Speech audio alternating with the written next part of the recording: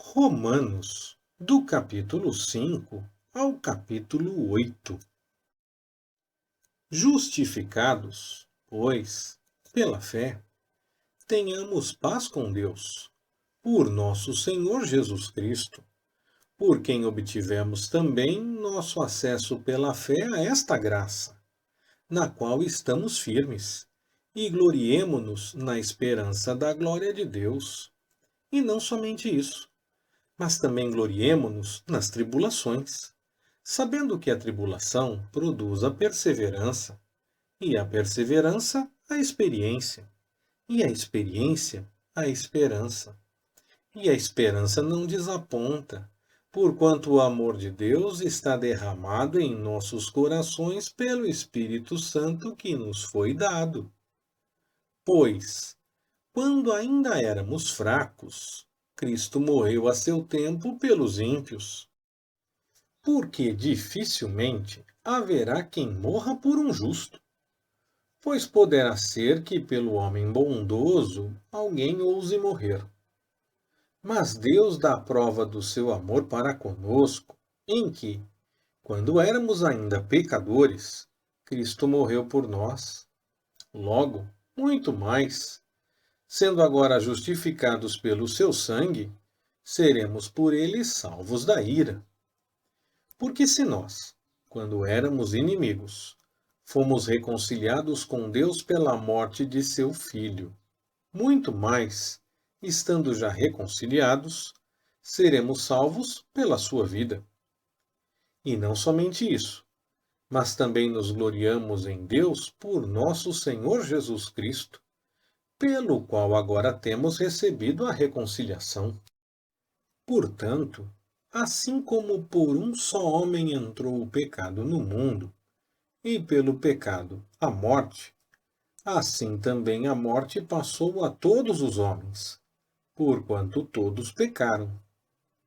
Porque antes da lei já estava o pecado no mundo, mas onde não há lei, o pecado não é levado em conta. No entanto, a morte reinou desde Adão até Moisés, mesmo sobre aqueles que não pecaram à semelhança da transgressão de Adão, o qual é figura daquele que havia de vir. Mas não é assim o dom gratuito como a ofensa. Porque, se pela ofensa de um morreram muitos, muito mais a graça de Deus, e o dom pela graça de um só homem, Jesus Cristo, abundou para com muitos. Também não é assim o dom como a ofensa, que veio por um só que pecou. Porque o juízo veio, na verdade, de uma só ofensa para a condenação. Mas o dom gratuito veio de muitas ofensas para a justificação. Por quê? Se pela ofensa de um só, a morte veio a reinar por esse, muito mais os que recebem a abundância da graça e o dom da justiça reinarão em vida por um só, Jesus Cristo. Portanto, assim como por uma só ofensa veio o juízo sobre todos os homens para a condenação, assim também por um só ato de justiça veio a graça sobre todos os homens para a justificação e vida. Porque, assim como pela desobediência de um só homem muitos foram constituídos pecadores, assim também pela obediência de um, muitos serão constituídos justos. Sobreveio, porém, a lei para que a ofensa abundasse. Mas, onde o pecado abundou, superabundou a graça. Para que, assim como o pecado veio a reinar na morte, assim também viesse a reinar a graça pela justiça para a vida eterna, por Jesus Cristo, nosso Senhor. Que diremos, pois? Permaneceremos no pecado para que abunde a graça? De modo nenhum. Nós, que já morremos para o pecado, como viveremos ainda nele? Ou Porventura, ignorais que todos quantos fomos batizados em Cristo Jesus, fomos batizados na sua morte? Fomos, pois, sepultados com ele pelo batismo na morte, para que, como Cristo foi ressuscitado dentre os mortos pela glória do Pai, assim andemos nós também em novidade de vida. Porque, se temos sido unidos a ele na semelhança da sua morte, certamente também o seremos na semelhança da sua ressurreição. Sabendo isto, que o nosso homem velho foi crucificado com ele, para que o corpo do pecado fosse desfeito, a fim de não servirmos mais ao pecado, pois quem está morto está justificado do pecado. Ora, se já morremos com Cristo, cremos que também com ele viveremos, sabendo que, tendo Cristo ressurgido dentre os mortos, já não morre mais. A morte não mais tem domínio sobre ele. Pois, quanto ao ter morrido, de uma vez por todas morreu para o pecado. Mas quanto a viver, vive para Deus. Assim também vós considerai-vos como mortos para o pecado, mas vivos para Deus, em Cristo Jesus. Não reine, portanto, o pecado em vosso corpo mortal, para obedecerdes às suas concupiscências. Nem tampouco apresenteis os vossos membros ao pecado como instrumentos de iniquidade, mas apresentai-vos a Deus como ressurretos dentre os mortos, e os vossos membros a Deus como instrumentos de justiça. Pois o pecado não terá domínio sobre vós, porquanto não estáis debaixo da lei, mas debaixo da graça. E daí? Havemos de pecar porque não estamos debaixo da lei, mas debaixo da graça? De modo nenhum. Não sabeis que daquele a quem vos apresentais como servos para lhe obedecer, sois servos desse mesmo a quem obedeceis, seja do pecado para a morte ou da obediência para a justiça? Mas graças a Deus que, embora tendo sido servos do pecado, obedecestes de coração à forma de doutrina a que fostes entregues, e libertos do pecado, fostes feitos servos da justiça. Falo como homem, por causa da fraqueza da vossa carne. Pois assim como apresentastes os vossos membros como servos da impureza e da iniquidade para a iniquidade, assim apresentai agora os vossos membros como servos da justiça para a santificação. Porque, quando éreis servos do pecado, estáveis livres em relação à justiça. E que fruto tinhais, então, das coisas que agora vos envergonhais? Pois o fim delas é a morte. Mas agora, libertos do pecado e feitos servos de Deus, tendes o vosso fruto para a santificação e, por fim, a vida eterna. Porque o salário do pecado é a morte, mas o dom gratuito de Deus é a vida eterna em Cristo Jesus, nosso Senhor. Ou ignorais, irmãos, pois falo aos que conhecem a lei, que a lei tem domínio sobre o homem por todo o tempo que ele vive. Porque a mulher casada está ligada pela lei a seu marido, enquanto ele viver. Mas, se ele morrer, ela está livre da lei do marido. De sorte que, enquanto viver o marido, será chamada adúltera, se for de outro homem. Mas, se ele morrer, ela está livre da lei, e assim não será adúltera se for de outro marido. Assim também vós, meus irmãos, fostes mortos quanto à lei mediante o corpo de Cristo, para pertencerdes a outro, àquele que ressurgiu dentre os mortos, a fim de que demos fruto para Deus. Pois, quando estávamos na carne, as paixões dos pecados, suscitadas pela lei, operavam em nossos membros para darem fruto para a morte. Mas agora fomos libertos da lei, havendo morrido para aquilo em que estávamos retidos, para servirmos em novidade de espírito e não na velhice da letra. Que diremos, pois? É a lei pecado? De modo nenhum. Contudo, eu não conheci o pecado senão pela lei, porque eu não conheceria a concupiscência se a lei não dissesse: não cobiçarás. Mas o pecado, tomando ocasião, pelo mandamento operou em mim toda espécie de concupiscência, porquanto onde não há lei, está morto o pecado.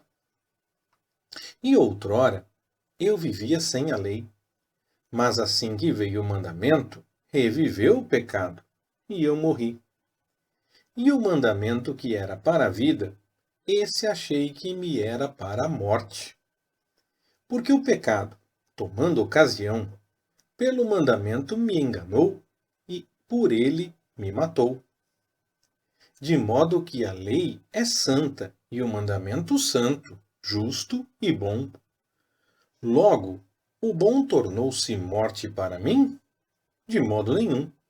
Mas o pecado, para que se mostrasse pecado, operou em mim a morte por meio do bem, a fim de que pelo mandamento o pecado se manifestasse excessivamente maligno. Porque bem sabemos que a lei é espiritual, mas eu sou carnal, vendido sob o pecado. Pois o que faço, não o entendo, porque o que quero, isso não pratico, mas o que eu aborreço, isso faço. E se faço o que não quero, consinto com a lei, que é boa. Agora, porém, não sou mais eu que faço isto, mas o pecado que habita em mim. Porque eu sei que em mim, isto é, na minha carne, não habita bem algum. Com efeito, o querer o bem está em mim, mas o efetuá-lo não está. Pois não faço o bem que quero, mas o mal que não quero, esse pratico. Ora, se eu faço o que não quero, já não o faço eu, mas o pecado que habita em mim. Acho, então, esta lei em mim que, mesmo querendo eu fazer o bem, o mal está comigo. Porque, segundo o homem interior, tenho prazer na lei de Deus, mas vejo nos meus membros outra lei guerreando contra a lei do meu entendimento e me levando cativo à lei do pecado, que está nos meus membros. Miserável homem que eu sou, quem me livrará do corpo desta morte? Graças a Deus, por Jesus Cristo, nosso Senhor, de modo que eu mesmo, com o entendimento, sirvo à lei de Deus, mas com a carne, à lei do pecado.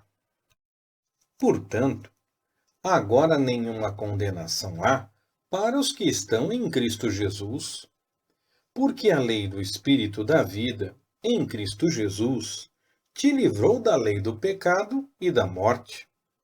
Porquanto o que era impossível à lei, visto que se achava fraca pela carne, Deus, enviando seu próprio Filho em semelhança da carne do pecado, e por causa do pecado, na carne condenou o pecado, para que a justa exigência da lei se cumprisse em nós, que não andamos segundo a carne, mas segundo o Espírito.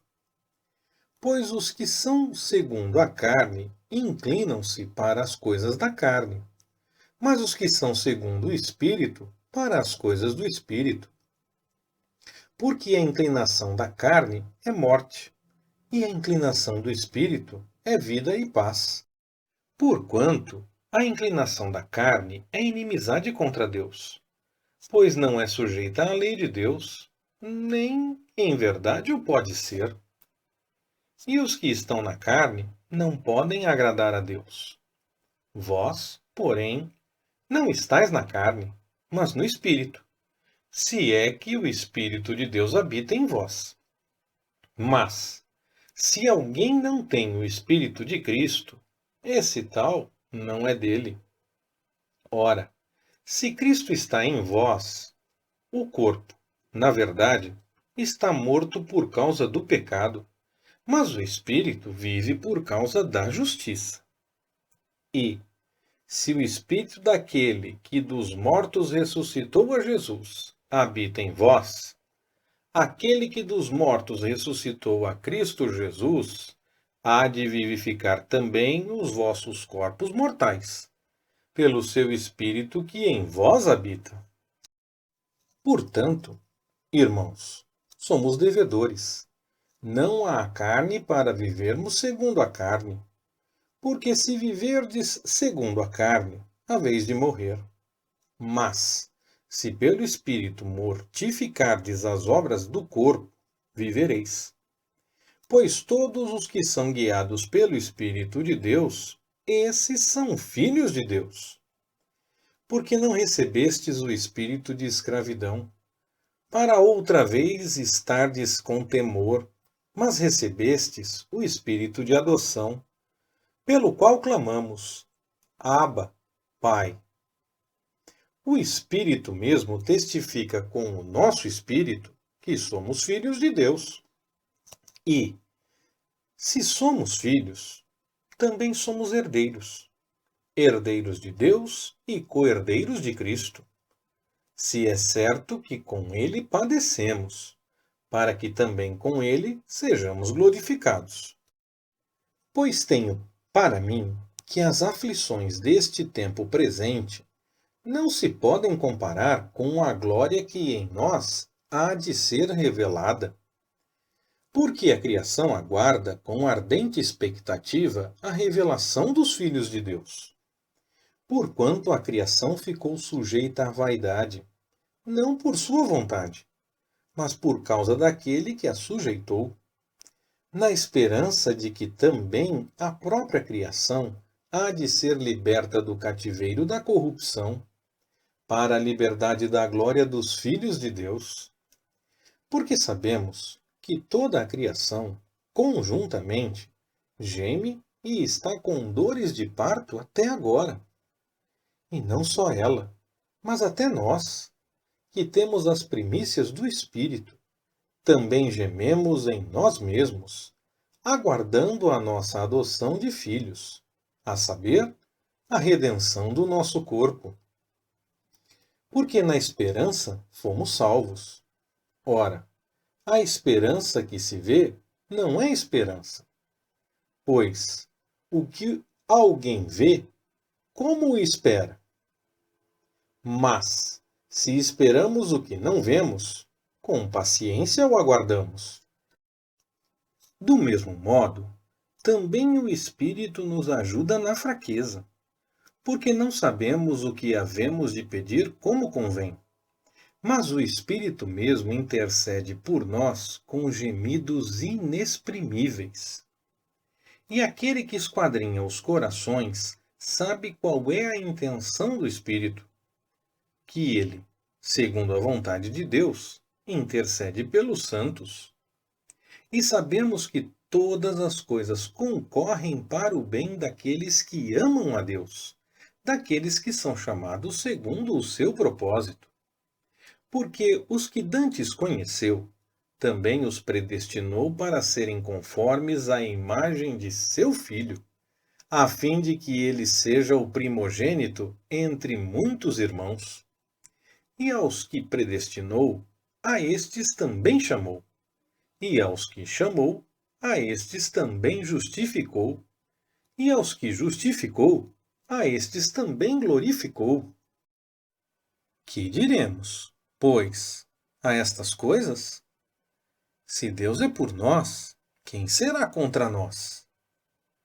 Aquele que nem mesmo a seu próprio Filho poupou, antes o entregou por todos nós, como não nos dará também com ele todas as coisas? Quem intentará acusação contra os escolhidos de Deus? É Deus quem os justifica. Quem os condenará? Cristo Jesus é quem morreu, ou, antes, quem ressurgiu dentre os mortos, o qual está à direita de Deus e também intercede por nós. Quem nos separará do amor de Cristo? A tribulação, ou a angústia, ou a perseguição, ou a fome, ou a nudez, ou o perigo, ou a espada? Como está escrito: por amor de ti, somos entregues à morte o dia todo. Fomos considerados como ovelhas para o matadouro. Mas em todas estas coisas somos mais que vencedores, por aquele que nos amou. Porque estou certo de que nem a morte, nem a vida, nem anjos, nem principados, nem coisas presentes, nem futuras, nem potestades, nem a altura, nem a profundidade, nem qualquer outra criatura nos poderá separar do amor de Deus, que está em Cristo Jesus, nosso Senhor. Leitura Pastor Ricardo. Compartilhando na web. www.compartilhandonaweb.com.br Ministério Compartilhando.